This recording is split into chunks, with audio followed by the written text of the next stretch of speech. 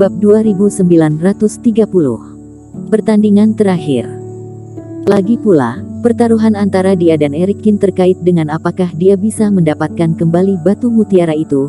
Jika dia bisa mendapatkannya, Hasan Fan akan sangat kagum padanya. Bagaimana cara mengujinya?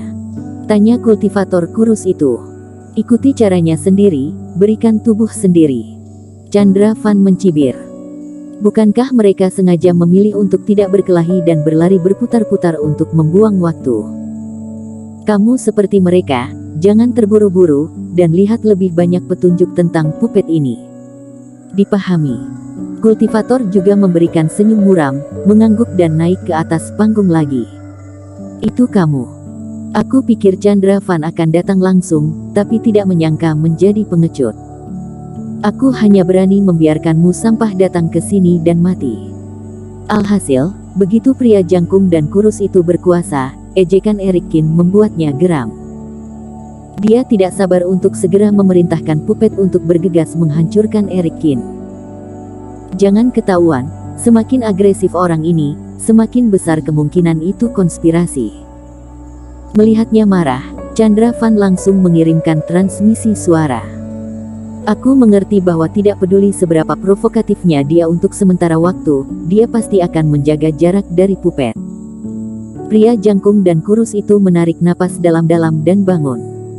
Saat tetua wasit berbicara, kedua boneka itu terbang. Tetapi bahkan penerbangan sederhana menyebabkan keributan di antara penonton.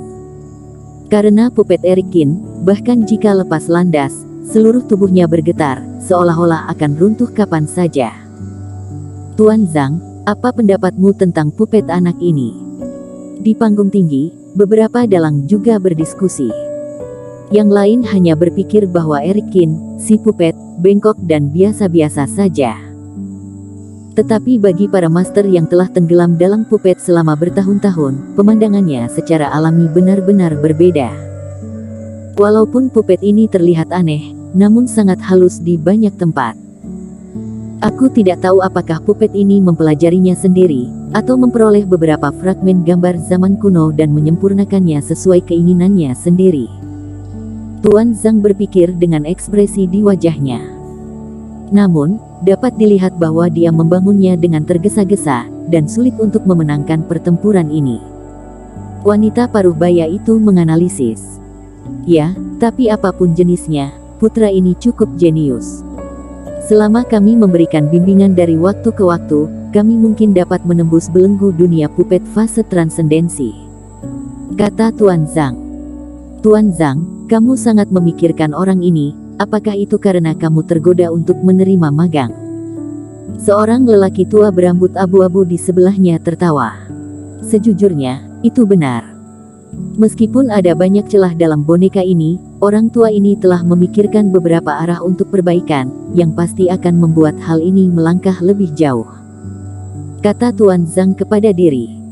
Kalau begitu puppet bermarga Master Cheng ini beruntung. Beberapa dalang semuanya tersenyum tipis. Ketua asosiasi Zhang adalah dalang terkuat dalam silsilah Gunung Sihir, dan jarang menerima murid magang. Jika bisa memujanya, di mata banyak dalang, itu adalah kesempatan besar.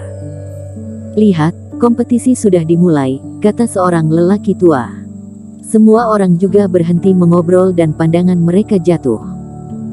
Di arena pertandingan, ketika kedua boneka terbang ke ketinggian yang ditentukan, kultivator kurus dan tinggi itu mulai menjauhkan diri dari Erikin sesuai dengan rencana, berniat untuk mengujinya sedikit. Tapi yang tidak dia duga adalah puppetnya mundur ke tepi, dan puppet Erikin tetap tidak bergerak. Puppet orang ini tidak akan menjadi produk cacat. Kultivator agak eksentrik. Kedua boneka saling memandang selama 3 napas. Tepat ketika kultivator yang tinggi dan kurus ragu-ragu apakah akan mengambil inisiatif untuk menyerang, mengenai beberapa cahaya Reiki untuk menguji. Erikin, boneka terbang penuh teka-teki akhirnya tergerak. Paruh seperti elang terbuka, dan cahaya Reiki mengalir keluar seperti air mancur yang menyembur keluar dari tanah. Duar. Cahaya Reiki meledak, menyebar. Dalam cahaya yang menyilaukan, seperti gelombang kejut yang besar, dia mengalir melalui kehampaan dalam sekejap mata dan menghantam pupet kultivator tinggi dan kurus. Cahaya Reiki melebihi jangkauan 10 meter, membungkus semua pupet di dalamnya. Dan saat cahaya menghilang, dengan suara gemerincing, pupet kultivator langsung hancur dan berubah menjadi kepulan bubuk. Dengan satu gerakan, wayang fase transendensi kultivator berubah menjadi asap. Penonton terkejut, semua orang terdiam, seolah disambar petir. Konstruksi sementara Erikin terlihat goyah, seolah-olah bisa runtuh sewaktu-waktu, bahkan jika dibiarkan di hutan belantara, belum tentu ada pupet yang bisa dijadikan panutan oleh sang empunya pupet. Cahaya Reiki mengalir keluar, lawan terlihat cukup bagus, bahkan memenangkan pupet Vicky Han dan itu berubah menjadi abu. Hal biasa-biasa saja ini sebenarnya sangat menakutkan. Vicky Han dan yang lainnya juga meraung di kepala mereka, seolah-olah mereka telah melihat hantu. Mereka juga khawatir sebelumnya bahwa pupet Erikin akan sulit untuk terbang. Tak disangka, begitu melayang, sebuah serangan meledakkan pupet lawan. Pupet saudara Cheng ini, kekuatannya terlalu luar biasa. Cardi Jia menghirup udara dingin dan bergumam. Ini, pupet ini.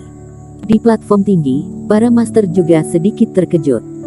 Cahaya Reiki itu sangat dahsyat, bahkan mencapai tingkat satu pukulan di puncak fase transendensi. Ini adalah sesuatu yang tidak diharapkan oleh siapapun sebelumnya. Meskipun ada pria jangkung dan kurus yang berdiri di sana tercengang karena suatu alasan, tanpa alasan untuk bergerak, kekuatannya berada di luar imajinasi mereka. Pria jangkung dan kurus itu hampir menangis tanpa air mata. Faktanya, kecepatan cahaya Reiki Erikin rata-rata, jika dia terus menghindar, dia mungkin tidak bisa makan dengan lurus. Tetapi masalahnya adalah rencana mereka adalah menunggu Erikin bergerak terlebih dahulu, kemudian menunggu kesempatan untuk bereaksi. Siapa sangka Erikin tidak bergerak, dan setelah diseduh selama beberapa detik, ada cahaya Reiki. Pupet seperti target, sudah terlambat untuk dihindari. Wajah Chandra Van juga menjadi gelap saat ini. Setelah pria jangkung dan kurus itu turun seperti seorang gadis, Chandra Van pun ikut terbang. Suasana hati semua orang juga dimobilisasi lagi dengan serangan tadi. Pertarungan yang menentukan dari kompetisi pupet ini, beberapa game pertama sangat membosankan, dan tidak menyangka bahwa pada akhirnya ada beberapa ombak. Cahaya Reiki dari Erikin barusan memberikan sentuhan akhir yang menarik. Dan Chandra Van, pemimpin divisi boneka terbang yang diakui, siapa yang menang dan siapa yang kalah melawan Erikin. Pertempuran ini adalah duel terakhir antara kedua belah pihak dan itu ditakdirkan untuk menjadi sangat menarik. Hati Vicky Han dan yang lainnya semakin gugup, jika Erikin ingin menang, tidak ada yang bisa menghancurkan pupet pria jangkung dan kurus itu, tetapi Chandra Van adalah ujian terbesar. Dan pupet Chandra Van sudah mendekati kesempurnaan, akankah berhasil kali ini? Pupet di kedua sisi terbang lagi, Chandra Van menatap Erikin dan mencibir. Kamu adalah tipe yang mengumpulkan kekuatan dan kemudian meledak dalam sekejap. Kamu baru saja beruntung, dan kebetulan bertemu dengan kami dan berencana untuk mengujinya, tapi kali ini, aku tidak akan memberimu kesempatan seperti itu. Omong-omong, Chandra Van mengulurkan tangan. Pupetnya sendiri langsung terbang keluar dan bergegas menuju pupet burung aneh milik Erikin. Erikin sedikit mengernyit dan mengendalikan burung aneh itu untuk mundur. Namun, dari segi kecepatan, ia jauh lebih lambat dari Chandra Van. Bersambung.